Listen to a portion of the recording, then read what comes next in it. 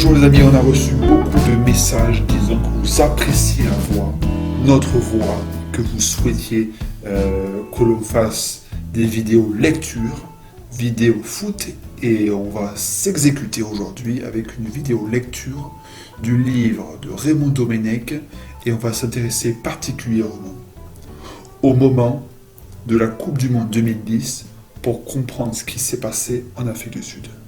Je vous laisse avec la lecture. Si vous appréciez le contenu, likez la vidéo et dites-le en commentaire pour savoir si on continue ce projet.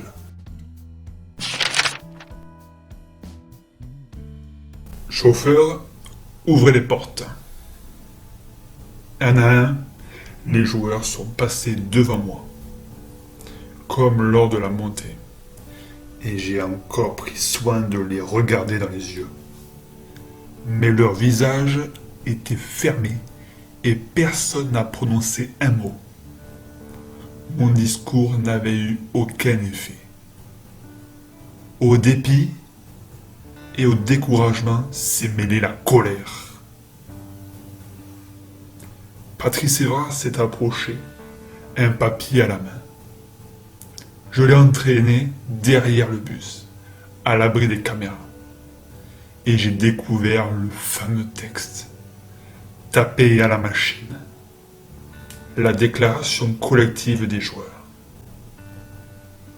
Au milieu d'affirmations de principes grandiloquents et compliqués, il était question d'un mouvement de protestation par solidarité envers Nicolas Anelka, qui prenait la forme d'une grève de l'entraînement. Bizarrement, la première idée qui m'est venue à l'esprit, c'est que les joueurs étaient incapables d'avoir pondu ce texte seul, sur un ton aussi froid, en recourant à des termes que la plupart ne comprenaient pas. Un agent ou un avocat avait dû leur donner un coup de main. Envahi par la colère, j'ai fixé Patrice Evra. Tu te rends compte de ce que vous avez écrit là? On nage en plein délire. Vous êtes tous des inconscients, des irresponsables. Est-ce que tu as bien conscience que nous sommes en train de jouer la Coupe du Monde et que nous allons peut-être en être éliminés? Et face à ça, le raffut de la presse ne suffit pas. Vous y ajoutez le ridicule.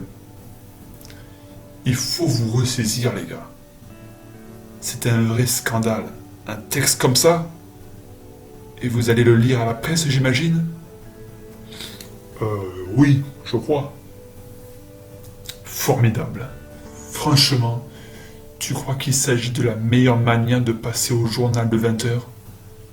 Et toi, le capitaine, tu laisses faire? Est-ce qu'au moins tu te rends compte qu'on court à la catastrophe? Je ne suis même pas parvenu à trouver les mots pour exprimer ce que je ressentais. La palette des sentiments était large, du dégoût à la colère. Evra a repris son papier sans un mot. Il nous fallait traverser le terrain pour rejoindre l'équipe, partie saluer, comme prévu, les supporters dans la petite tribune au pied de la colline. Nous avions 100 mètres à parcourir et j'ai tout essayé. Soufflant le chaud et le froid, le traitant de nom d'oiseau pour aussitôt plus calmement tenter de lui faire entendre raison. Il n'a pas prononcé une parole. Mais derrière son masque impénétrable, je l'ai senti ébranlé par mes arguments en désordre. J'ai même pensé que tout n'était peut-être pas perdu. C'est à ce moment précis que Robert Duverne, notre préparateur physique, s'est approché. Je l'ai mis au courant de l'intention des joueurs de faire la grève de l'entraînement. Il est entré aussitôt dans une colère noire. La scène filmée en direct, et l'image a fait le tour du monde. Il hurle. Evra essaie de se défendre et je suis au milieu. Vous n'avez pas le droit de faire ça. Mes enfants pleurent devant la télé en regardant les matchs. J'ai renoncé à mon boulot pour cette Coupe du Monde et je vais me retrouver au chômage demain à cause de vos conneries.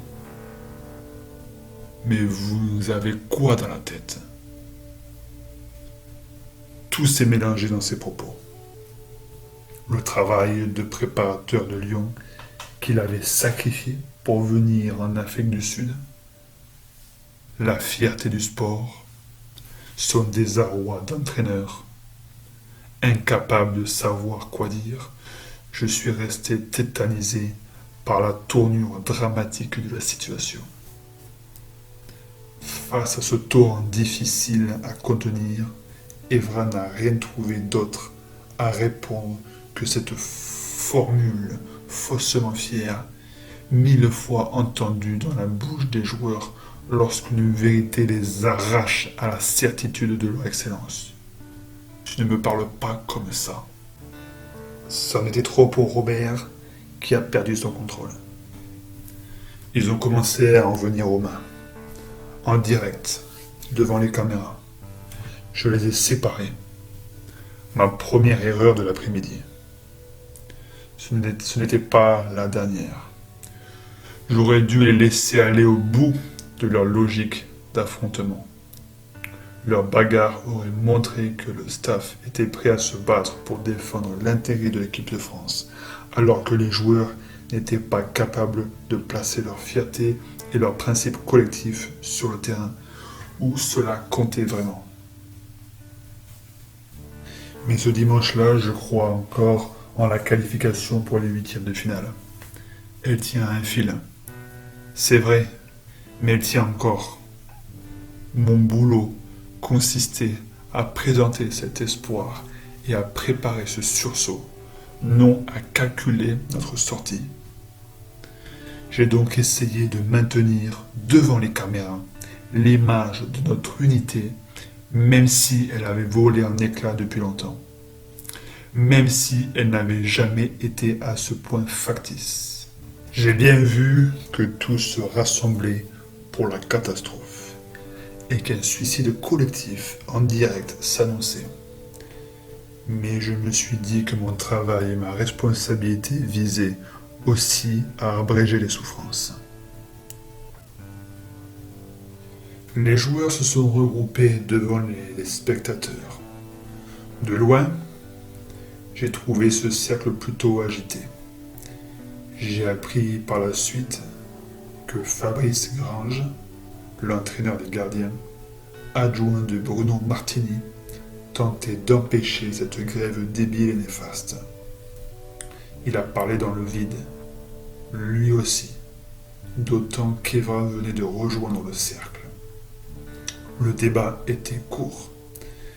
Evra balançait « On vous confirme qu'on refuse l'entraînement, coach. On s'en bat. On repart tous dans le car. On rentre à l'hôtel. » Scène surréaliste. Les joueurs sont retournés vers le bus d'un air tranquille, tout en saluant les spectateurs. Je me suis dit qu'ils étaient devenus fous.